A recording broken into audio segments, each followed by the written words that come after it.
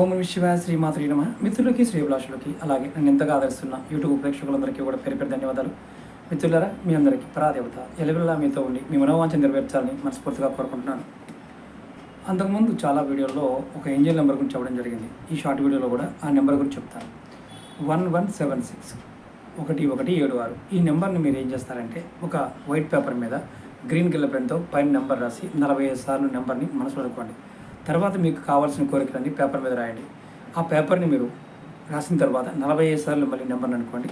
ఈ పేపర్ని మీరు ఎప్పుడు కూడా మీ దగ్గర ఉంచుకోండి, జేబులో కానీ తలదిండి కింద కానీ పెట్టుకోండి. ఇలా 45 రోజులు ఈ నెంబర్ని 45 సార్లు ప్రతిరోజు అనుకోవడం, అలాగే ప్రతిరోజు మీరు రాసుకున్న కోరికలని పేపర్ మీద చూడటం. ఈ నెంబర్ చాలా శక్తివంతమైనది.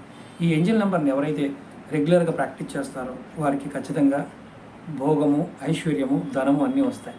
ఏది కోరుకుంటే ఇవ్వగలిగే శక్తి ఉంటుంది. ప్రయత్నించండి, ఫలితాన్ని పొందండి. ఓం నమః శివాయ శ్రీమాత్రే నమః.